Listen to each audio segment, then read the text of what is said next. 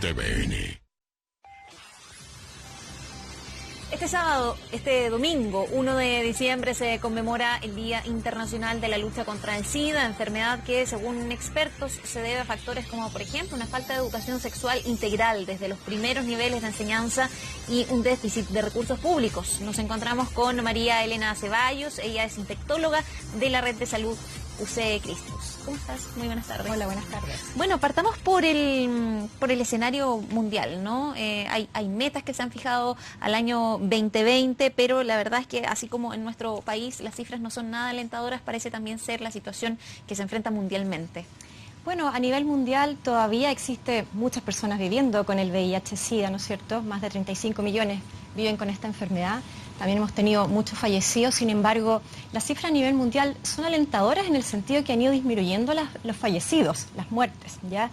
Y la idea al año 2020, que puede ser que no se alcancen, pero sin embargo es lograr que el 90% de las personas que tienen esta enfermedad sean diagnosticadas, que de aquellos 90% se encuentren en tratamiento y aquellos que están en tratamiento que el 90% esté indetectable. Indetectable significa que al estar en terapia el virus no se observa en la sangre y por lo tanto eso tiene un beneficio personal porque disminuye la progresión de la enfermedad, pero también poblacional al disminuir la transmisión. Eso es fundamental en el control del VIH, el alcanzar la cifra de que las personas estén indetectables. María Elena, ahora respecto del escenario en nuestro país, ¿no? El panorama, este aumento sostenido de nuevos casos que hemos visto ya desde hace varios años, con las cifras que hemos conocido el año 2018, 7.000 casos nuevos, 8.000 casos nuevos se esperan para el término de este año.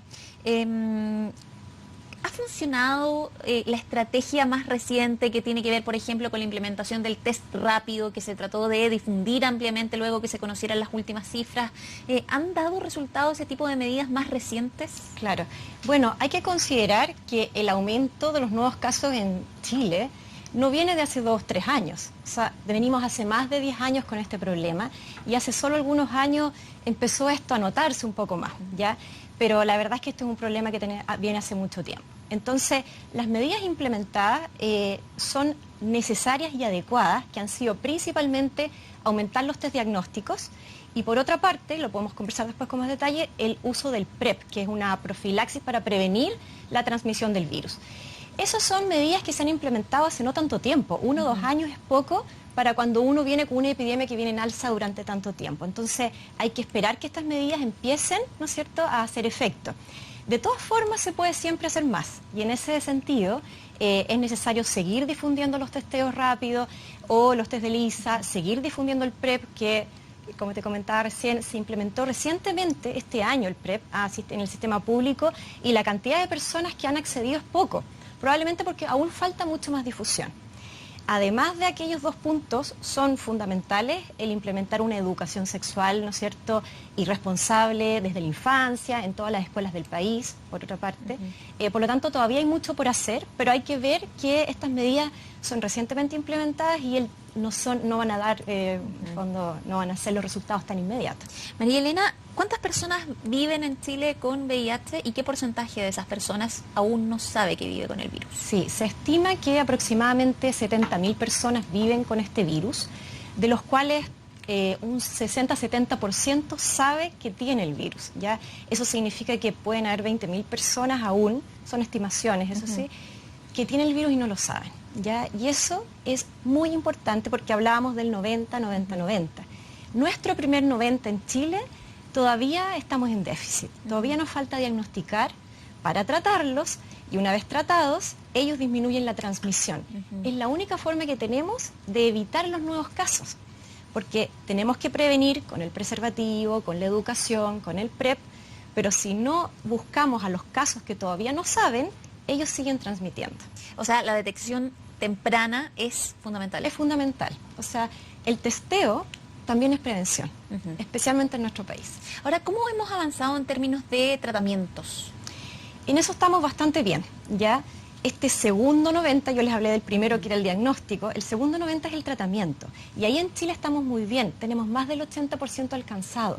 Es decir, alguien que en Chile es diagnosticado de VIH es tratado, ¿ya? Y además el acceso es para todos a nivel público y privado y como está en el GES, por lo tanto es un acceso gratuito para el nivel público y para el privado tiene un pequeño copago, pero no es un problema si yo tengo VIH poder ser tratado en nuestro país. Ahora, respecto de las recomendaciones, ¿cada cuánto tiempo una persona debería estar examinándose? ¿De qué factores o de qué depende? Sí, bueno, eso es relativo porque depende un poco de las conductas de riesgo de cada persona, ¿ya? Sin embargo, si alguien no tiene pareja estable y tiene más de una pareja sexual durante el año, sí o sí tiene que estar haciéndose por lo menos 2 veces al año el test de ELISA o el test rápido, al menos, ¿ya? Entonces depende un poquitito de las conductas de riesgo de cada persona. Bueno, y lo que se ha dicho es que particularmente los adolescentes son poblaciones bien vulnerables en ese sentido, precisamente por las razones que abordabas antes, ¿no? Bueno, la mayoría de los nuevos diagnósticos en los últimos años se han enfocado entre los 20 y los 29 años. O sea, claramente ahí es donde está el escenario de mayor riesgo. Sin embargo, no hay que olvidar que también a los 40 y a los 50 yo puedo ser diagnosticado y que no es solo en hombres, sino que también en mujeres. Hay ciertas poblaciones que son de mayor riesgo, por supuesto. Por ejemplo, hombres que tienen sexo con hombres porque la transmisión es mayor. En las poblaciones transgénero, hay ciertas poblaciones a quienes son clientes de los trabajadores sexuales también es un poco mayor el riesgo. Sin embargo, no debemos pensar que por no estar en ese grupo no debo testearme. Ahora, mirando ya hacia el futuro, ¿a dónde enfocarse en este minuto tomando en cuenta la realidad país? Bueno, yo estoy absolutamente convencida que la educación es fundamental. Ya en Chile estamos al debe en educación en todo sentido y uno de ellos es el tema biológico, el tema de cuidado, del autocuidado desde la infancia. Y de ahí en adelante, ¿no es cierto?, a medida que van creciendo los niños, ir enseñándoles sobre las infecciones. No estamos hablando de que le vamos a enseñar a usar preservativo a un niño primero básico, estamos hablando del autocuidado primero. Estamos hablando después de enseñar de biología bien enseñado. Y después, a medida que los niños van creciendo, también hay que enseñarles sobre protegerse, ¿verdad? Y eso en las casas, pero también en las escuelas. La educación importante y ahí necesitamos el Ministerio de Educación, necesitamos en el fondo una mirada mucho más amplia. Seguir difundiendo el testeo es absolutamente fundamental. El Ministerio, yo sé que ha hecho esfuerzo, antes no teníamos nada y ahora tenemos el test de Arica a Punta Arenas, ya gratuito, eso es muy importante, pero la difusión debe ser mayor. Y el PrEP, que es la toma de un medicamento para prevenir la adquisición del virus, ya está, deben saber todos que ya está en nuestro país, se puede acceder en el sistema público en forma gratuita para ciertas personas que pudiesen tener conductas de mayor riesgo. Eso, ¿podemos ahondar en el PrEP respecto de quiénes pueden acceder o para quienes sí tiene resultados este PrEP? ¿Y qué es exactamente como para ir entendiendo? Claro, a ver, el acceso en el fondo, a ver, existen distintos hospitales del país, esto para el área FONASA, para el área pública, y para el área privada existen distintos centros de atención de salud también que tienen PrEP, ¿ya? Cualquier persona puede ir y consultar si es candidata o no a PrEP, ya debe ser evaluado por un profesional de salud, porque antes voy a decir que tomar el PrEP sin supervisión puede ser riesgoso, ¿ya? Ahora, los grupos donde se ha visto que es más útil el uso del PrEP es justamente en aquellos que tienen conductas de mayor riesgo. Hombres que tienen sexo con hombres, por lo tanto sexo anal, estamos hablando de la transmisión del VIH es mucho mayor ahí, grupos transgénero y aquellos que son clientes del comercio sexual. También quienes son usuarios de drogas intravenosas, entonces esos son los grupos de conductas de mayor riesgo, se habla de grupos clave, ¿ya? Pero eso hay que ir evaluándolo caso a caso. Y es importante entonces que se evalúe a través de un profesional de salud competente. Esa evaluación es, eso precisamente, esa evaluación es determinar a qué grupo de riesgo pudiera corresponder, ¿tiene que ver con eso o se hace una evaluación? Se hace una evaluación integral, donde no solamente, yo por ejemplo también indico PrEP en distintas personas con riesgo y uno evalúa si tiene la indicación o no, porque uno tiene que ver los riesgos-beneficios. Si el uso del fármaco, el costeo del fármaco, en la área privada hay que costearlo con un porcentaje, en el área pública es gratuito.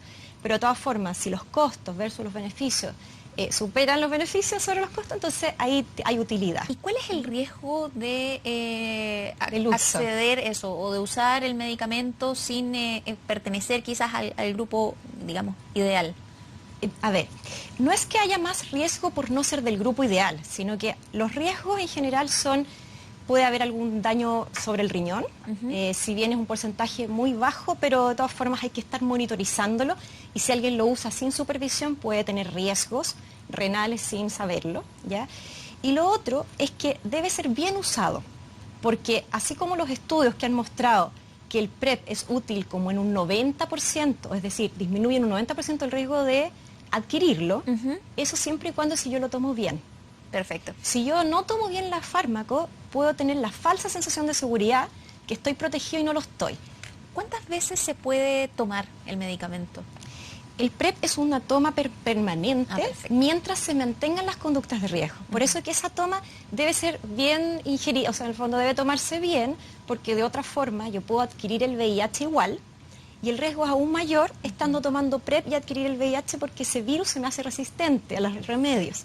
Entonces, por eso que debe ser supervisado. Bien, María Elena Ceballos, infectóloga de la red UC Cristus, muchísimas gracias por estar esta tarde con nosotros. Muchas gracias por la invitación. Esta jornada se dio inicio a una nueva versión del Festival Internacional de Innovación Social, un espacio